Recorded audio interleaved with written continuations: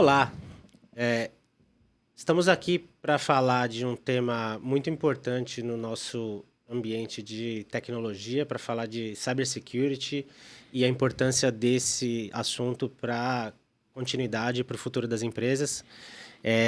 Meu nome é Guilherme Marçom, estou aqui na GFT já tenho aproximadamente uns 7 anos, atuo basicamente com desenvolvimento de negócios e nos últimos 2 anos cuidei da unidade específica aqui de AWS que a gente tem. E tem um pessoal sensacional para conversar com a gente hoje aqui. Nossa convidada da AWS, a Anne. Por favor, Anne. Olá, pessoal. Bom dia, boa tarde, boa noite aí para vocês que estão ouvindo. É um prazer estar aqui com o pessoal da GFT. Obrigada pelo convite. Me apresentando aqui, eu tenho 5 anos e meio de AWS. Comecei na AWS como arquiteta de conta. Já trabalhava atuando bastante, né, na nossa área de especialização de segurança e migrei para especialista em segurança da informação, que é uma área que eu me apaixonei faz uns 7, 8 anos, na época que eu ainda era desenvolvedora. Tenho background aí de desenvolvimento, né? Desenvolvimento Java. Chegou uma época que eu percebi que eu não sabia muito de segurança, comecei a estudar, né? E hoje, né, aí 7, 8 anos depois, trabalhando como especialista em segurança. E ajudamos nossos clientes aí, né, e nossos parceiros a trabalhar de forma segura na nuvem, né? Aí com a nuvem da AWS. Muito obrigado, Anne. Com a gente aqui também o Alexandre Gusson, nosso popstar e tech manager da unidade AWS. Alexandre, por favor. Achei que você ia introduzir como ex-prospect de jogador. Bom dia também, pessoal. Boa tarde, boa noite, como a Anne disse. Obrigado também pelo convite. Obrigado pelo espaço aí para a GFT, principalmente da AWS, de abrir a agenda da Anne aqui. Bom, falando um pouco de carreira também, tenho mais de 15 anos aí na área de tecnologia. Então, nesse escopo, eu adquiri muito conhecimento em segurança. E aí, depois nessa jornada, eu acabei vindo para a parte nascer ou não nascer, né, na nuvem, com diversos projetos, isso 8, 9 anos atrás, quando a AWS estava iniciando aqui no Brasil também. E aí eu percebi que era tudo mais prático, tudo mais simples de fazer ali no contexto de segurança. Então, de 4 anos para cá, vou fazer 4 anos de GFT agora, eu passei pela squad de segurança de alguns clientes, atuando ali como tech lead principalmente, automatizando os processos, porque é o principal gargalo que a gente tem no nicho. Uhum. Todo mundo confunde, né? A gente ter o assunto segurança e agilidade correlatos ali. Então, a gente vê SLAs grandes aí falando de 40 dias, por exemplo, para uma liberação de segurança. Então, esse era o principal desafio. A partir desse desafio foi quando eu recebi o convite, igual o Guilherme comentou, de vir participar como Tech Manager na unidade de negócios de AWS, onde eu estou até agora, fazem 2 anos nesse momento. E aí a nossa relação ali com a AWS e segurança é bem próxima, porque como todo mundo sabe, o famoso jabá ali do Security Job Zero, não é mentira, realmente segurança é a nossa maior prioridade. Obrigado, Gui. A gente estava junto no Rainforest esse ano. Verdade, vale citar isso. Tem um evento de segurança, a gente pode falar um pouco mais para frente também, tem um evento anual de segurança da AWS, acontece lá na Califórnia, em Anaheim. E aí esse ano a gente pôde estar junto lá para trocar bastante figurinha, bastante ideia disso, ver novidades, enfim. Essa é a amostra de como a gente encara a segurança como um tema importante. Foi primeiro ano que a gente aqui da GFT Brasil conseguiu participar do evento. A gente achou sensacional sua participação, né, Gusson? E até também indo nessa linha, Fernando de Lima aqui, nosso especialista de segurança, especificamente dentro da unidade AWS, também tem um grande background em segurança, né, Fernando? Por favor, se apresente. Olá, Gui. Olá, Anne. Olá, Gusson. Olá, pessoal de casa. Realmente, Gui, tenho experiência de 20 anos aí no mercado de tecnologia da informação. Eu sou oriundo, né, do mundo de infraestrutura de TI, tocando projetos de data center, projetos de arquitetura de redes, SDDC, SDN e entre outros. Eu fui estudar segurança da informação lá em 2007, formalmente pela primeira vez. Eu encarei uma pós-graduação em segurança da informação e eu entrei de fato no mundo de cibersegurança, de segurança da informação, entre 2012 e 2013. E aí eu tive a oportunidade de tocar diversos projetos de cibersegurança, implementando diversas tecnologias de cibersegurança, as mais variadas em diversas camadas de proteção. Tive a oportunidade de responder alguns incidentes de segurança, uns mais simples, outros não tão simples, como tocar e gerenciar uma equipe durante um incidente a resposta a um incidente de ransomware, de impacto altíssimo. Meu sentimento sobre isso. Obrigado.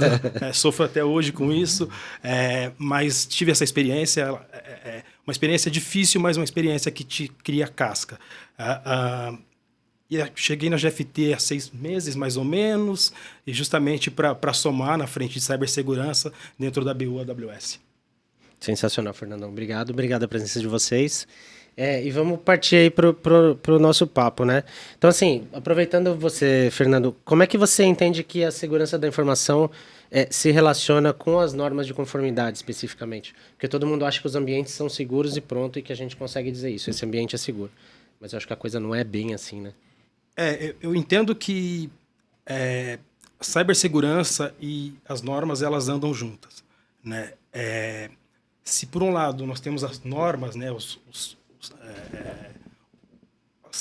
as regulações, os frameworks e tudo mais, para dar orientação para as organizações atingirem a confidencialidade, a integridade, a disponibilidade. Por outro lado, a cibersegurança, ela quem faz de fato a coisa acontecer, né? Ela implementa as proteções para que você atinja os objetivos de uma regulação.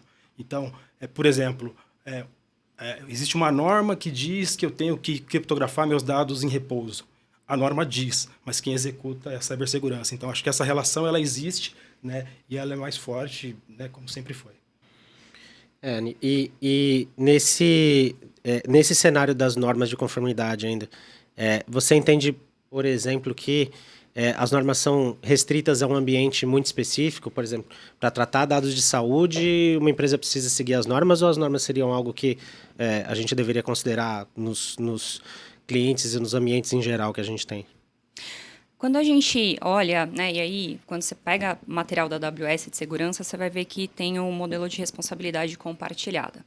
A infraestrutura, ela já é certificada, então você consegue encontrar várias certificações ali da infraestrutura e cada cliente vai certificar ali o seu workload de acordo com a necessidade. Então, tem ambientes que vão ter necessidade de ser compliance com RIPA, que é uma regulamentação da saúde, outros com PCI, porque processam ali dados de cartão, e aí cada cliente vai setar suas expectativas sobre os seus workloads, mas o que tem de grande vantagem é que a infraestrutura já tem a certificação. Então, o cliente vai certificar o workload, a aplicação dele. E cibersegurança tem que executar realmente, o cliente vai ter que decidir, eu vou criptografar os meus dados, eu vou ali certificar o meu workload, quais são as regulamentações que eu preciso estar em compliance. Esse é um estudo do lado do cliente e a AWS hoje ela tem muitas documentações que ajudam, né, caso o cliente queira certificar as aplicações. E aí, quando você vai para um lado de serviços gerenciados, que eu acho que é uma grande vantagem que a gente tem em nuvem hoje, alguns dos serviços também já são certificados. E aí, essa barra da responsabilidade compartilhada, ela sobe um pouco. Isso ajuda o cliente a conseguir estar em compliance com essas regulamentações. Eu acho que essa questão de herdar as certificações, como você comentou, acho que é o que dá segurança para a gente confiar que tanto a parte física ali da AWS, do provedor, vai estar sendo cumprida com as regras mínimas, e também no caso dos serviços gerenciados, porque antigamente a gente ia muito pro ver para crer, né? Quero ver como as coisas são feitas, e ali na AWS não dá para a gente ver como as coisas são feitas. Você tem que confiar nas normas e que aquilo foi feito de acordo com os padrões definidos, né? E pegando esse gancho rapidamente, a gente tem um serviço no console, que é o AWS Artifact, onde você pode baixar todas essas regulamentações.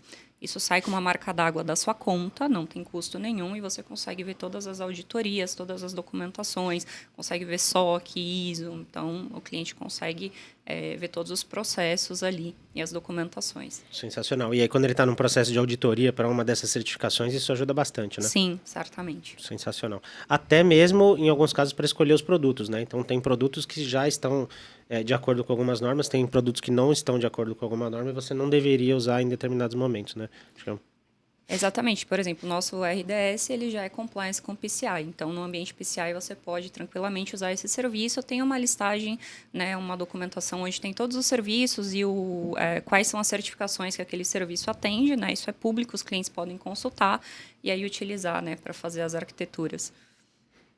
E aí, Gusson, como é que a gente consegue pegar essa questão da conformidade e conseguir trazer isso para um cenário de segurança, de confiança, né, do cliente, tanto o nosso primeiro cliente ali que a gente normalmente atende, quanto o cliente do nosso cliente, para todo mundo estar tranquilo ali, pensando nos stakeholders envolvidos de que aquele ambiente segue normas mínimas de segurança. Show. Esse é um ponto legal que a gente gosta de citar, né? Que todo mundo é cliente.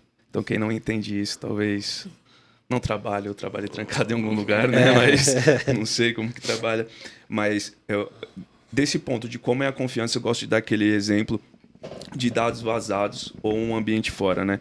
Então, eu acho que vai encaixar bem aqui, que é, se por exemplo, o meu aplicativo de determinado serviço fica fora por 10 segundos, 1 minuto, provavelmente eu não vou deixar de usar aquele aplicativo porque indisponibilidades podem acontecer, é tolerante à falha.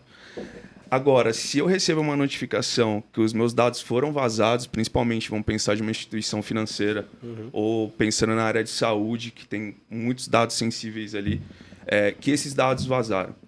Isso a partir desse momento eu não tenho mais confiança ou vai demorar de eu voltar a ter uma confiança de usar aquele serviço novamente.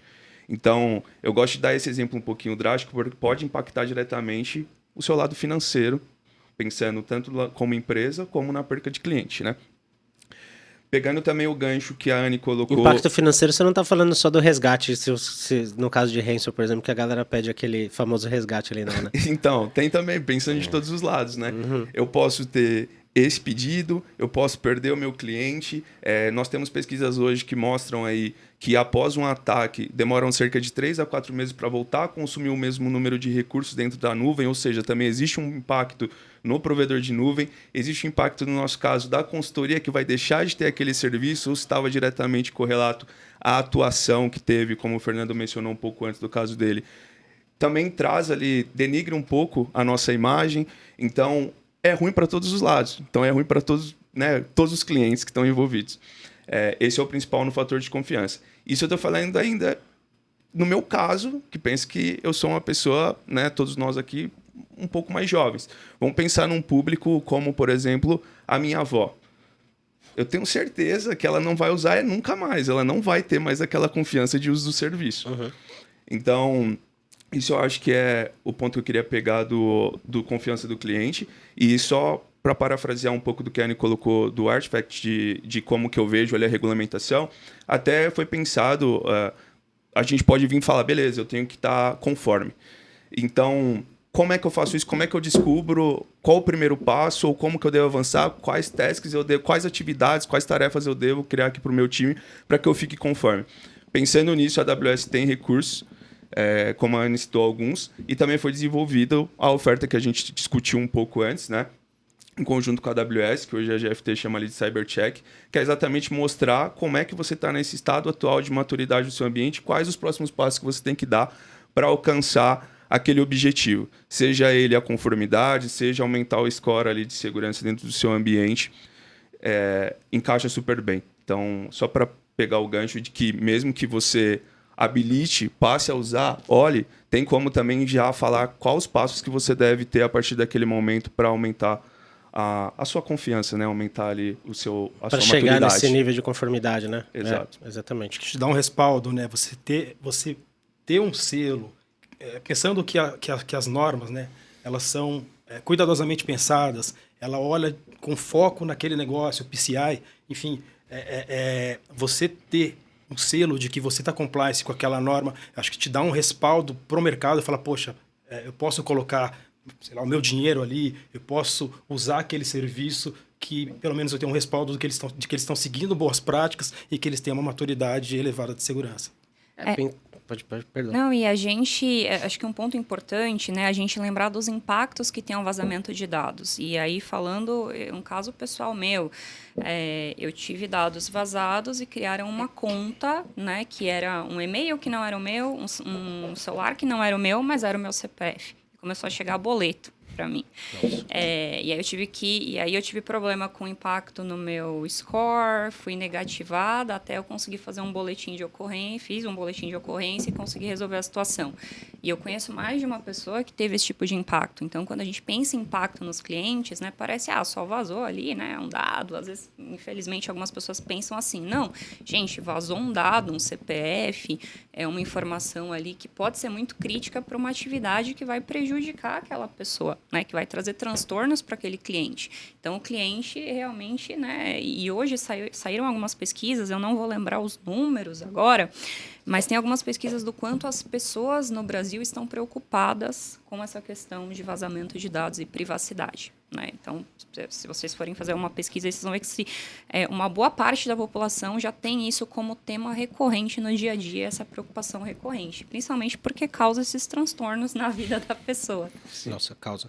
E até, eu acho que pensando no cenário corporativo, que a gente entende bem, tem essa questão a cadeia toda de gestão sofre com isso também, né?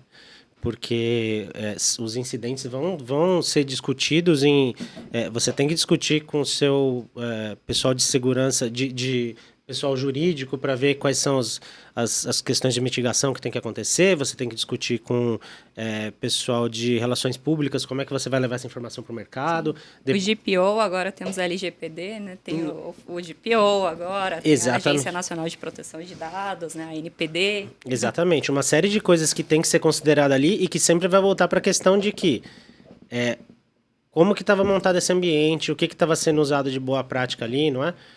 Esse é um ótimo ponto, porque, inclusive, quando a gente fala de LGPD, se você consegue comprovar a tua boa-fé, que você realmente colocou todos os mecanismos de proteção, que você estava preocupado com isso, inclusive, é um fator atenuante para as multas, né? O pessoal olha isso, o seu comprometimento, né, em fazer um ambiente seguro. Isso é contabilizado. Então, é super importante. Isso independentemente se houve ou não vazamento de dados. Acho que o incidente ele ocorreu, existe a possibilidade, no momento ninguém sabe se houve ou não vazamento de dados, mas a possibilidade ela sempre existe. Então, essa sensação é horrível, né? Ela é horrível. Ninguém sabe se houve ou não vazamento de dados. E é a pergunta que o board faz a todo momento. Né? E a gente não sabe responder na hora. Mas a partir do momento que se abre uma notificação para a NPD, depois é necessário fazer um relatório formal com toda a tratativa do incidente, o que aconteceu, obviamente detalhes mais específicos por uma questão de privacidade também, a gente não expõe, mas você precisa montar esse relatório, enviar para a NPD e mostrar para eles quais foram as suas ações mitigatórias para que isso não ocorra novamente. E isso com certeza impacta se tiver uma multa ou não, qual que seria a penalidade. E aí, Fernando, também entrando nesse ponto, isso na hora que o incidente acontece, todo mundo sofre, todo mundo entende a gravidade, todo mundo se cobra, todo mundo quer ver quais foram as regras definidas e tudo mais. Agora, como é que encarado isso antes, no momento, por exemplo, de montar budget, definir que aquele software... Não estou nem falando da gente comprar a licença de software ou de algum tipo de box, alguma coisa. Estou falando de você demorar uma semana a mais para desenvolver uma feature porque ela precisa ser criptografada e você precisa testar a performance e tudo mais. Como é que isso é encarado no dia a dia das empresas em geral? É muito mais fácil você tangibilizar a venda do que a segurança. Então, muitas vezes, esse tempo ele não é respeitado. Então, preciso colocar o produto porque eu estou deixando de vender. Né? Porém, a conta ela vem lá na frente. Então, quando acho que de 2021, talvez 2020 para cá, né, tivemos aí alguns incidentes midiáticos, né, com grandes empresas no Brasil, e aquele apoio, porque assim, quando eu estudei segurança lá em 2007, parecia um mantra, todos os professores, você precisa do apoio do board, você precisa do apoio da alto escalão, aquela coisa toda. Todos os professores falavam a mesma coisa. Hoje não é diferente, porém, acho que isso está mais claro, acho que justamente por conta desses incidentes midiáticos que a gente teve recentemente. Mas o apoio ele não pode ser só financeiro. O apoio ele tem que ser para bancar. Não, cara, essa feature não vai sair porque ela não está respeitando os padrões de segurança. Então, esse apoio ele tem que ser institucionalizado e ele não pode ser só financeiro. Ele tem que ser, sim, para as ações como um todo. Prosseguindo. Eu acho que aí a gente entra muito na questão já de cultura, né? É. Cultura da empresa. Acho que esse é um ponto importante. Acho que você colocou essa questão do board, né? E a gente está falando aí de impacto de negócio. O board, ele olha o quê? Ele olha business, ele olha negócio. O negócio, ele tem que rodar. Como que você monta essa equação, né? Por exemplo, né? Acho que vocês comentaram aí de ROI, mas a gente tem, por exemplo, o RONI, né? Que é o Risk of Not Investment. Então, eu tenho o risco de não investir. E aí você consegue trazer algumas coisas ali do tipo, olha, qual que é o custo de um ataque, por exemplo, se eu for atacado e minha infraestrutura ficar fora. E até pensando no próprio ROI, por exemplo, eu sofro, sei lá, 10 mil tentativas de phishing no ano, dessas 10 mil, 100 são bem-sucedidas e eu quero reduzir isso para, sei lá, 50, para metade. Qual que é o custo da minha pessoa parada? Qual que é o custo do meu suporte? Você consegue criar algumas variáveis matemáticas que você consegue mostrar no final que o investimento de uma ferramenta para evitar phishing, por exemplo, e mais um treinamento de conscientização, vai sair mais barato do que aqueles 100 phishings que você está sofrendo no ano, por exemplo. Tem algumas formas matemáticas ali de você conseguir mostrar isso e também com o custo de um ataque, você mostrando ali o risco de você não investir em segurança. Porque a segurança ela tem que viabilizar o negócio. Né? A ideia da segurança é que a gente faça com que o negócio rode, né? E logicamente, mapear os riscos também. Porque no final do dia, quem vai decidir se aquele risco vai ser aceito, vai ser mitigado, vai ser transferido, é o board. O board tem que estar ciente dos riscos, porque eles podem optar por, não, a gente vai seguir, a gente está ciente e a gente quer tomar o risco também. Né? E aí a gente conseguir mostrar com essas variáveis, né, os riscos, mapear isso, ter uma matriz de risco, ter um Business Impact Analysis, né, o famoso BIA. Isso ajuda muito o board a tomar decisões conscientes, que eu acho que é o mais importante. Né? E aí a segurança ajuda realmente a viabilizar o negócio. Esse ponto da cultura eu gosto bastante de falar, principalmente da mudança. A AWS pega muito nisso, a gente tem muito disso inserido no nosso dia exatamente por conta da interação que nós temos ali com a AWS. E o quanto essa questão de você fazer esse tipo de verificação, porque a nossa ideia não é chegar como dedo duro nem nada, é fazer esse double check, vamos dizer assim, antes da coisa acontecer, né? E aí eu acho que a importância é justamente conseguir fazer antes, porque de repente a gente salvou ali de um estresse muito maior que poderia ter acontecido, né? Sim. E tem um ponto desse, muitas vezes, é até falta de visão estratégica quando a gente fala dos aprovadores, né? Porque todo mundo tem que compensar, pedir o seu budget, o seu orçamento para os anos seguintes. Então, como a Anny comentou ali, de mostrar o valor, de como a gente vai investir, vamos pensar da seguinte forma.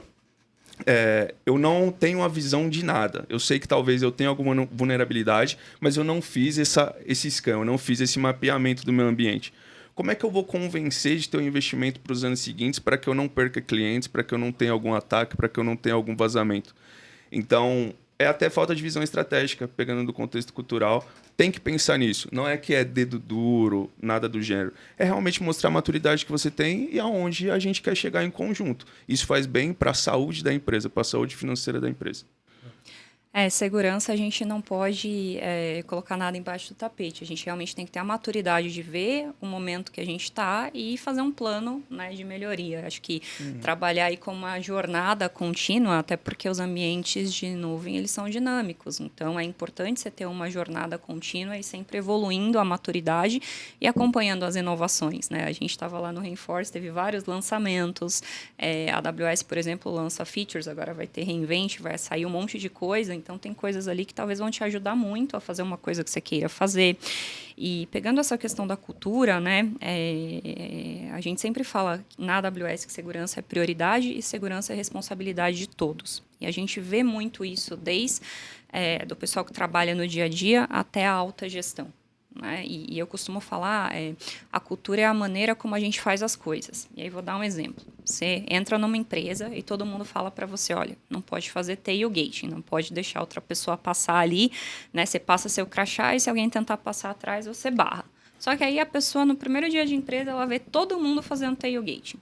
Ela vai seguir o que falaram para ela ou ela vai fazer o que todo mundo está fazendo? Ela vai falar, nossa, eu vou ser a chata aqui que vou barrar, sendo que todo mundo está fazendo? Então, as pessoas elas seguem muito o que está sendo feito no ambiente. Então, é muito importante a alta gestão se conscientizar e trazer esse exemplo e a cultura começar a ser disseminada, né? Tem empresas que já nascem com a cultura ali, tem algumas que começam a implantar depois essa cultura de segurança, mas acho que é muito importante pensar em ter, por exemplo, né, campeões ali, champions de segurança, em começar a trabalhar, né, esses pilares da cultura.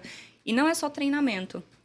Tem um livro que eu gosto bastante que chama Security Culture, né, do Perry Carpenter e do Kai Rowe. E ele fala que awareness não é cultura. Às vezes a empresa ela faz um treinamento, ela deu awareness, todo mundo está sabendo, está consciente. Não significa que aquela informação vai ser usada. A cultura é diferente. Cultura é realmente aquilo que está no DNA, aquilo que as pessoas fazem todos os dias. E isso você constrói o quê? Ao longo do tempo. Então, assim, não tenho essa cultura hoje, quero construir. Comece a investir nisso e vai ser um processo de longo prazo. Mas é importante começar. Essa questão do awareness, por exemplo, que você comentou, a gente, GFT, a empresa alemã também, tem uma série de regras ali, a gente tem treinamentos obrigatórios para fazer de tempos em tempos ali e tudo mais, mas é bem isso que você falou, você faz o treinamento obrigatório ali, mas isso não garante que você absorveu exatamente tudo que estava ali se você não tiver uma cultura que incentiva isso. No nosso caso, eu vou levar para um caminho mais fácil.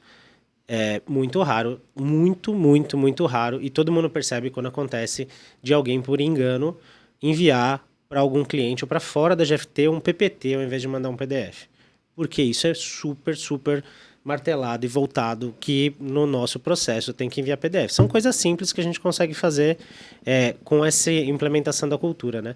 E aí, até um ponto que, só falando um pouquinho mais dessa questão do ROI e da cultura, que às vezes não necessariamente tem a ver só com investimento, porque das coisas mais interessantes que eu achei quando eu cheguei nesse mundo AWS foi que muita coisa que a gente não conseguia fazer no on-prem sem ter muito dinheiro, sem ser uma instituição enorme.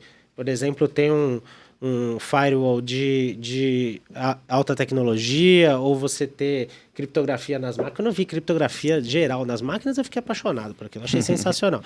Dá para fazer muito disso sem ter necessariamente um desembolso financeiro, sem ter que comprar uma máquina maior, né, Anne? No ambiente AWS é possível isso, né? Sim, acho que uma das coisas que a AWS trouxe foi essa facilidade realmente, né? Se você olhar, eu vou fazer um jabá meu aqui, né? Eu tenho, se você olhar lá no YouTube, América Latina, né? Tem alguns vídeos de demonstração que eu faço, eu coloco lá umas demos. Então, por exemplo, como criptografar um EBS é super simples. É muito fácil de você fazer. São demos de 4 ou 5 minutos. Eu mostro como você criptografar disco, criptografar S3.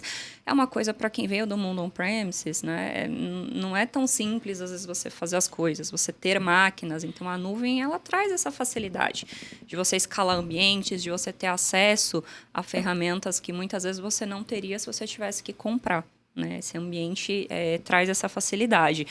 E então eu brinco, né? Se eu for criar a lojinha Dona Maria aqui, né? Vender alguma coisa, vender comida que eu gosto de comer, né? Eu vou, né? Eu consigo ter acesso aos mesmos serviços que qualquer instituição que está usando teria, né? Com altos padrões de qualidade, conformidade e o custo, né? Por exemplo, se eu for fazer uma arquitetura serverless, eu posso ter um custo super baixo para fazer aí os meus workloads. Né? E tudo em um clique, né? Se a gente for pensar em criptografar, é basicamente... Sim, checar exatamente. Vai um pouquinho de capricho. Até uma coisa que a gente sempre fala, infelizmente a gente pega de vez em quando, né, Gusson? Inbound e outbound aberto, asterisco para todo mundo. Não estava funcionando, agora funciona, né? De fato. Acontece bastante. Eu queria só aproveitar, eu vou pegar um pouco mais do lado técnico, mas que não tira como impacta o negócio. Uhum. A Anne, ela palestrou, a palestra dela foi sensacional lá no Reinforce, que ela acabou de falar, e falando um pouquinho de pipeline, né? Então, obviamente, ela vai poder explicar muito melhor, mas o que eu queria pegar a gente falando como é mais fácil, como é mais simples hoje a gente tratar esse assunto, e muitas vezes as pessoas não enxergam. Falando do meu contexto ali de trabalho, que eu comentei na minha parte de arquitetura, no time de segurança, atuando bastante ali em demanda na parte de liderança para distribuir bem as atividades e tudo mais, muitas eram correlatas a gente automatizar um processo manual, como, por exemplo, a criptografia ou a criação de determinado recurso, ou delimitar determinado recurso. Exemplo, não pode lançar máquina em uma tal região, ou tal usuário não pode fazer isso. Então, muitos dos serviços era realmente para a gente diminuir o tempo de espera, o SLA que existia, de quando as pessoas requisitavam aquele determinado serviço ou recurso dentro do time de segurança. Então a gente automatizava, a pessoa podia ir lá, pegar, usar a caixinha, ou já abrir um chamadinho e já tinha a resposta automática, por exemplo, criação de usuário. Em tal grupo, caiu nesse grupo, é isso que ele pode fazer. Não tinha muito... Era tudo muito bem automatizado. Então, é simples.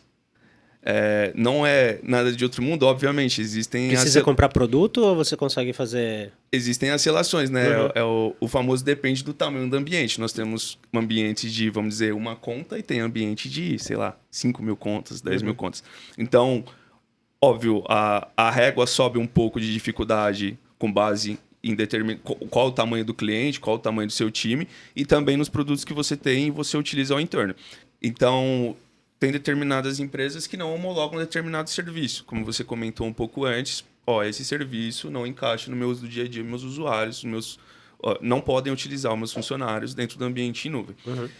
Hoje é simples a gente automatizar isso e a dependência de ferramenta vai muito também da maturidade e do tamanho do ambiente que você tem.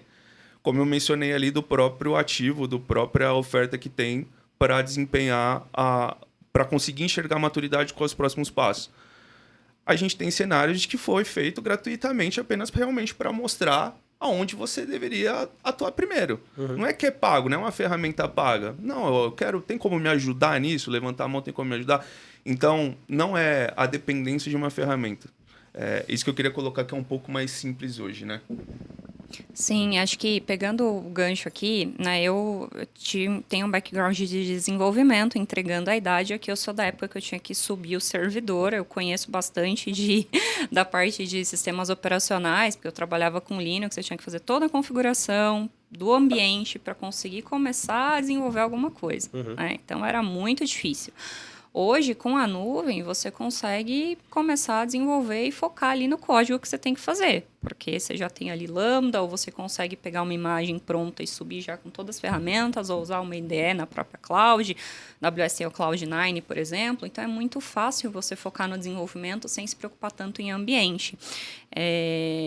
Isso ajuda demais. E ajuda você a colocar mecanismos de segurança. Então, comentando um pouco da palestra que eu fiz no Reinforce, foi sobre colocar uma arquitetura de referência de pipeline de desenvolvimento e a facilidade de você colocar steps de validação, análise estática de código, análise dinâmica de código. E o interessante é que o próprio pipeline ele é construído como código e ele se auto-atualiza. Né? Quando eu preciso fazer uma modificação, inserir um step novo no pipeline, eu moldo o código e ele se auto-atualiza. Então, é a segurança no pipeline, né? Ou seja, a segurança ali que eu vou colocar a minha parte de DAST, SAST, né? A segurança no pipeline e do pipeline. São as duas coisas que eu falei na palestra. Então, além de ter todas as etapas de validação do meu código, eu tenho a validação do código do próprio pipeline. Então, essa é a beleza de você fazer, né? As coisas como código e conseguir utilizar, aí, por exemplo, né? Serviços de nuvem. E sem considerar, acho que as duas questões, né? Tanto a questão da automação, a questão de você ter um pipeline mais robusto, vamos dizer assim, é possível fazer isso sem ter uma equipe enorme também, né? Sim.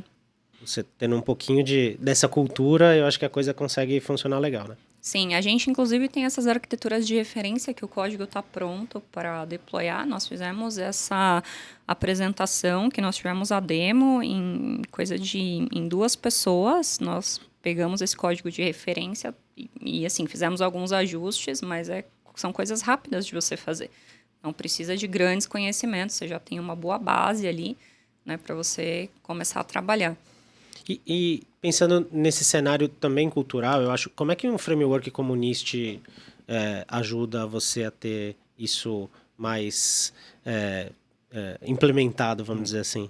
Sim, o Fernando passou por um cenário parecido. Ficou claro, eu comentei que a Anne falaria muito melhor sobre a questão das pipes, ela palestrou sobre isso.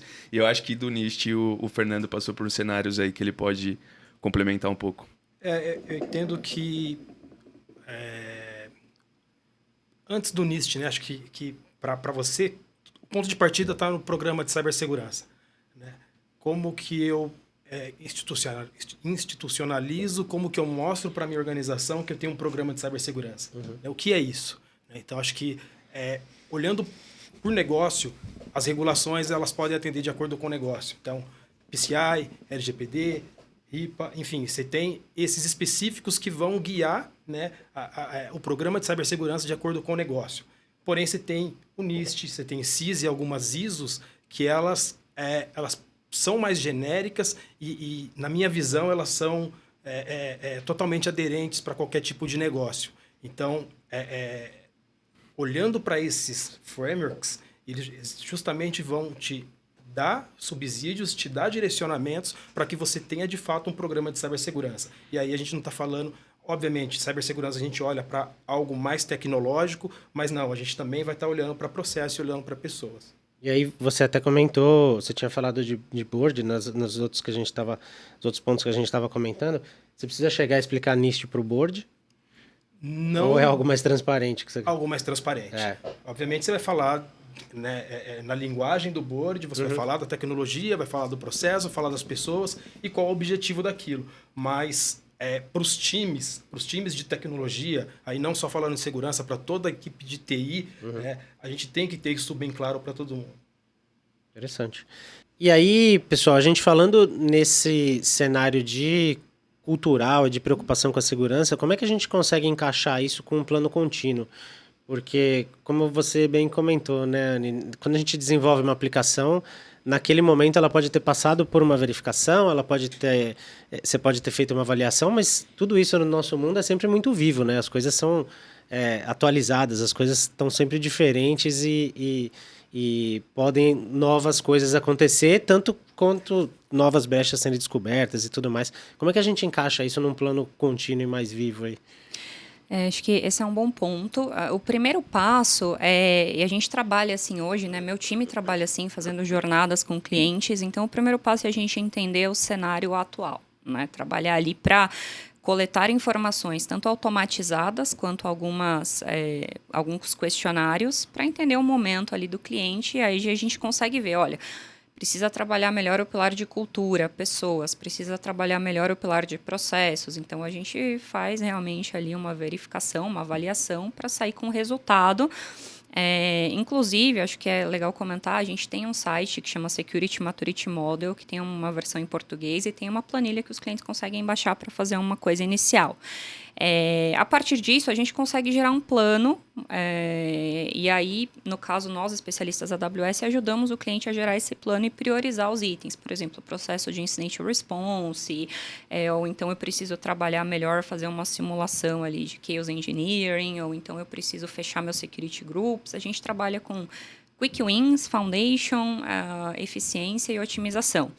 Mas é claro que o cliente pode ir muito mais além. Tem oportunidades do cliente fazer assessments e fazer avaliações muito mais completas ali, né? Por exemplo, com parceiros que vão muito mais a fundo nos ambientes dele. Por exemplo, tem ambientes GKS, né? Como é que você vai fazer essa avaliação? Então, é muito importante porque a partir dessa avaliação você vai gerar o plano, a partir do plano você vai priorizar, a partir dessa priorização você vai começar a fazer efetivamente os seus trabalhos, né? Você vai começar a atuar e aí a gente amarra um pouco esses pilares, né? Eu posso ter ali no meu plano, como é que eu vou solicitar budget para o meu board, o que eu preciso mapear, o que está faltando, eu preciso colocar ali no meu plano como é que eu vou trabalhar a cultura, como é que eu vou trabalhar processo, quais são as automações que eu quero fazer, se eu quero atuar mais, por exemplo, em DevSecOps, eu preciso melhorar meus pipelines, ou se eu preciso melhorar ali meu processo de proteção, e a partir dessa avaliação é que você consegue gerar esse plano, e é uma jornada contínua. Eu tirei uma foto agora, né, esse mês, daqui 3 meses eu posso fazer outra avaliação, daqui 6 meses, daqui 1 ano, para ver se os meus controles e o que eu fiz está funcionando, se meu plano está andando, né, selecionar métricas. Para DevOps, a gente tem as métricas do DORA, mas a gente tem métricas ali de vulnerabilidades, quantas vulnerabilidades eu tenho e quantas eu estou corrigindo. Enfim, existem uma série de métricas que você pode buscar aí para você trabalhar e também conseguir medir a evolução do seu plano e depois reavaliar e ver como você vai estar, né, daqui 6 meses, 1 ano, enfim. Muito legal e acho que super alinhado com a nossa abordagem de cybercheck, né, Gusson? Porque a gente vai justamente nessa linha tentando acelerar esse processo com o cliente, né? Sim, que foi o ponto que a Anne colocou também do envolvimento de parceiros em conjunto com a AWS. A ideia não é, como eu mencionei, só pensar no faturamento que vai existir no uso da nuvem ou da consultoria que vai fazer aquele determinado serviço. Não é esse o nosso ponto. O nosso ponto realmente é enxergar qual o estado, qual a maturidade que você tem no ambiente e te entregar isso. Para que você, a partir desse momento, desenvolva esse plano contínuo que foi citado, mas também, se necessário, envolvendo o parceiro. Então, vamos pensar em cenários aqui. Eu não tenho braço para fazer isso, eu não tenho especialistas para fazer isso. Beleza, estamos aqui. Eu não tenho, de repente, um orçamento para fazer isso nesse momento. Como é que a gente pode atuar em conjunto em soluções não gratuitas, né? Mas soluções que eu não tenha custo no momento ali para eu conseguir ter uma visão inicial e começar a trabalhar. Tem como se ajudar. Então, realmente, esse é o ponto que a gente quer trazer com a oferta, né? Muito baseado no que a Anne colocou das fases dentro do Security Model. Então, os Quick Wins, como o nome já bem diz, né? São os ganhos rápidos ali. De repente, você pode fazer com um checkbox ou com alguma ativação de algum serviço. Então, é algo mais rápido, mais prático. Agora, quando a gente começa a falar das outras fases, que é a ideia de ter um parceiro em conjunto, aí sim é algo que pode demandar um pouco mais de tempo. Que quando a gente vai pensar, de repente, em profundidade, em defesa de perímetro, em segmentação de determinados recursos. Então, isso demanda um pouco mais de tempo. Criação de guardrails, né? Se a gente for automações, né? Automações que a gente falou bastante. Essas criações das pipelines, se você não tem essa habilidade dentro do seu time, é aquela decisão. Hoje, né, tem os Immersion Days, os workshops gratuitos que a AWS oferece, a GFT também oferece. Mas, de repente, eu quero... Não tenho essa pessoa para capacitar, ou quero capacitar essa pessoa durante mais tempo, essa habilidade. Então, será que faz sentido a gente ter essa jornada em conjunto de capacitação para a criação das pipelines, para que seja mantido no futuro? É realmente isso. 6 meses atrás, eu estava do outro lado, como cliente. Né? Eu acho que, eu colocando de novo o chapéu de cliente, é justamente essa abordagem que a gente procurava. Eu não tenho braço, né? Eu não tenho especialista em todas as áreas. Então, a gente busca consultoria, de fato, para tocar essa jornada junto. Vamos aprender junto. Eu conheço do meu negócio, você conhece da tecnologia, e a gente trabalha junto. Acho que essa é a sinergia.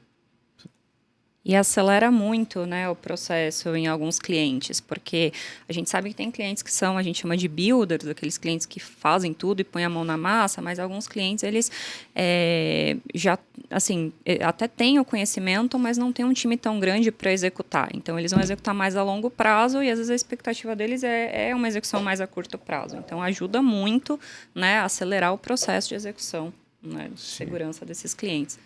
E às vezes até nesse cenário que você comentou, falta um checkbox ser clicado em alguma configuração. Nesse cenário que a gente está vivendo, isso não é uma vergonha. Isso é uma questão de, tá todo mundo super atarefado aí na sua jornada, faltou um checkbox ali, você fez um double check e descobriu e resolveu rápido num quick win. Isso vai te mitigar do mesmo jeito, vai resolver do mesmo jeito. Não precisa sempre ficar esperando que não, vai precisar de uma solução mirabolante aqui para que isso resolva, né? Acho que esse são questões interessantes aí que a gente consegue realmente talvez mitigar e levar de forma cultural. Esperando que isso não aconteça de novo, né? Esperando que você faça aquela configuração uma vez só. Tem um amigo meu que ele fala assim, segurança você tem que sentar e fazer. Então, assim, a gente precisa da parte operacional. A parte estratégica é muito importante, você ter o plano. Mas tem que ter alguém para ir lá e clicar no checkbox. Tem que ter alguém para ir lá e executar a automação. E hoje a gente fala muito de segurança como código. Infra como código já vem se falando bastante tempo, mas segurança como código, por exemplo, tem muitos clientes que vão subir tudo via CloudFormation. Os CloudFormations já têm uma série de validações, não tem mais tanto acesso via console, toda a infraestrutura é pré-validada, ou eu estou usando um catálogo de serviços, mas tem uma série de automações ali por trás, né, para subir aquele ambiente, mas tem que ter alguém para criar isso, para fazer as validações. Então, a gente precisa de pessoas efetivamente executando, né, para que realmente o plano seja executado. E também um pouco para ter essa mudança cultural, acho que não só com relação à segurança em si, mas com relação a imaginar que é um ambiente diferente do que a gente tinha no data center on-prem, né? Data center on-prem, muito da segurança era feito por ocultação, né? Ou seja, vamos impedir o máximo possível de coisas livres para a internet ou na rede pública, vamos dizer assim, e vamos tentar fechar no máximo, deixar só o site indo para fora e de repente um webmail ali, uma coisa menor. Hoje em dia não dá mais para ficar assim, né? A gente tem a camada o perímetro, né? O perímetro ele não existe. Exposto não tá muito maior, né, Fernando? Sim. Muito também com a mudança que veio com o trabalho híbrido, não só, né, os ambientes híbridos, mas com a pandemia, o trabalho híbrido, a quantidade de dispositivos que estão conectados no seu ambiente a partir de redes públicas. Então, essa mentalidade do ambiente on-prem, até mesmo para on-prem, já mudou bastante, né? E na cloud, isso já nasceu dessa forma, né? Tanto é que agora a gente ouve falar muito da parte de Zero Trust, né? Então, é um tema, inclusive, que está sendo muito procurado. Né? Então... E esse tema do Zero Trust significa como é que eu posso dizer? Significa uma neurose com você simplesmente ficar super preocupado com qualquer parte do seu ambiente, ou você consegue fazer isso de uma forma mais serena, vamos dizer assim? Se você for olhar, na AWS, por exemplo, a palavra Zero Trust agora está sendo muito falada, né? Mas quando você vai olhar, por exemplo, para as camadas de segurança que a gente tem, de você usar um security group, de você usar uma autenticação multifator, isso já entra numa arquitetura Zero Trust. Né? Então, é um conceito que já existe, já está aí há algum tempo, inclusive na nuvem, né? Muito mais questão de você usar os recursos que já existem, né? Por exemplo, usar serviços gerenciados, colocar camadas de proteção, né? Você não ter uma confiança, né, na rede em si, mas fazer com que a pessoa use um MFA, use uma autenticação ali de tempos em tempos. Então, tem alguns conceitos ali, mas os mecanismos estão aí para serem utilizados. MFA, para mim, é uma das coisas mais fantásticas que tem. E que ainda não é a última fase, né? A gente provavelmente deve evoluir ainda do MFA para outros duplos ou triplos fatores, né? A gente não vai ficar só nisso. E MFA é fantástico para a nossa vida. Se você usa um MFA no teu Instagram, no teu WhatsApp, você já está prevenindo ali diversos tipos de fraude.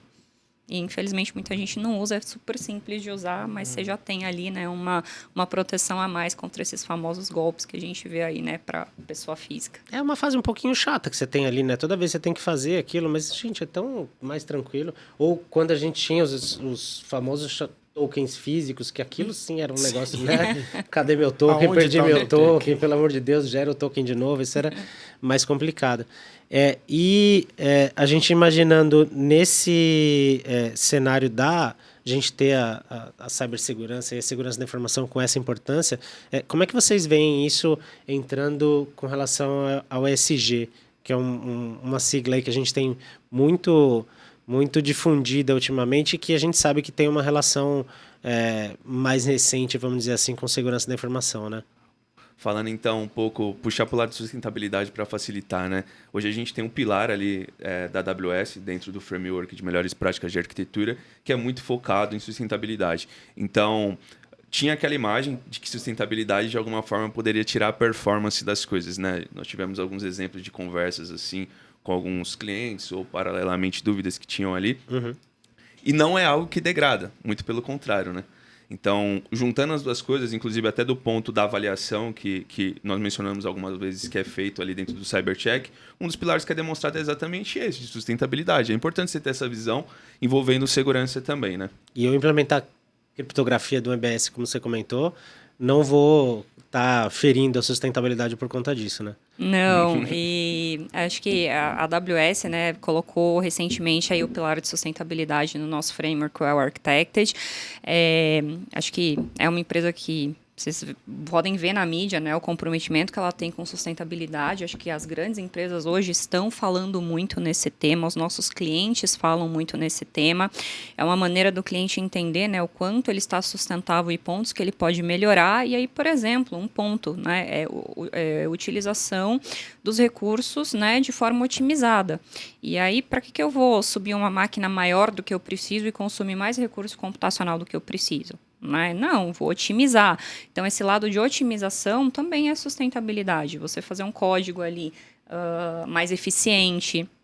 E aí, quando a gente vai para o lado de segurança, imagina que, de repente, eu sofro algum tipo de evento ali, algum tipo de ataque, estou consumindo, né, a minha infraestrutura. Então, inclusive, segurança, você ter camadas de segurança, né, te ajuda a você ser sustentável, porque eu não estou utilizando infraestrutura de forma errada, por exemplo. Exatamente. Tá desperdiçando recursos. Exatamente, ali, né? não estou desperdiçando recurso, é muito nessa linha. Então, a importância aí, né, de você olhar para isso e otimização de uso de infraestrutura, que a AWS te permite isso, inclusive fazendo a avaliação através do pilar do Well Architected, é você ser sustentável também, uma das formas. Eu lembro que no ano passado, no reInvent, inclusive o nosso stand foi sobre green coding, né? Então, foi bem focado ali em sustentabilidade. É uma preocupação, além do estudo que tem, o relatório que tem de segurança, especificamente de segurança da GFT, está disponível também para baixar gratuitamente. A gente também tem um estudo também mostrando essas preocupações que são atreladas à sustentabilidade. Sensacional. E aí, pessoal, o que eu queria pedir para vocês, dicas para quem está iniciando nessa jornada de segurança ou quer fazer uma melhoria ali, quer avançar nesse cenário, Fernando? Não sendo simplista na minha resposta, mas eu diria que o caminho ele não é romântico, né? Então, a gente sabe da dificuldade de se implementar um programa de cibersegurança dentro de uma organização. Portanto, não sofra sozinho, não abrace o mundo sozinho, procure ajuda, procure as consultorias, troque figurinha com outros profissionais de tecnologia, né? Com parceiros e, sem dúvida nenhuma, conte com a gente. Sensacional. N? Bom, eu queria deixar de mensagem aqui, né, que segurança é responsabilidade de todos. Existe muito material de segurança, inclusive, quem quiser, né, me adicionar aqui no LinkedIn, Maria Anne Dias, eu fiz um post recentemente que foi super compartilhado com treinamentos que a gente tem no AWS Skill Builder, que são treinamentos gratuitos de segurança com fundamentos. E quando a gente fala responsabilidade de todos, eu estou falando do pessoal de TI, infra, desenvolvedores, né, de desenvolvimento. Se você é gestor de um time de desenvolvimento, separe tempo para colocar segurança desde o planejamento do teu sprint. É importante. A gente ouve muito falar em shift left, mas ele tem que entrar desde o teu planejamento, tanto para você começar a fazer de forma segura, quanto para você ter tempo de corrigir o que foi pego de defeito de segurança, como qualquer outro defeito. Então, responsabilidade de todos mesmo, né? Eu, como... eu nunca falo ex-desenvolvedora, porque desenvolvedor nunca deixa de ser desenvolvedor, né? Mas com esse background de desenvolvimento, desenvolvedores, vocês são a primeira barreira, né? Aí, para desenvolver uma aplicação segura é super importante. Então, essa é a mensagem que eu queria deixar, né? Para todo mundo aproveitar os recursos que a gente tem, inclusive gratuitos de segurança, e lembrar que segurança é responsabilidade de todos. Sensacional. A gente só, antes do Gusson falar as dicas dele, deixa claro que a gente vai deixar os links todos aí. A Anne citou alguns links legais, a gente vai colocar todos no final, vão estar todos disponíveis. Inclusive o nosso estudo sobre o assunto, como é que isso impacta segurança da informação, impacta para as empresas, a gente vai deixar no final para o pessoal fazer download, né, Gusson? É isso, de fato, baixem lá, é gratuito. Eu queria pegar como palavra-chave aqui que a ideia é realmente nós sermos facilitadores, simplificadores, simplificar esse processo nessa jornada, tá?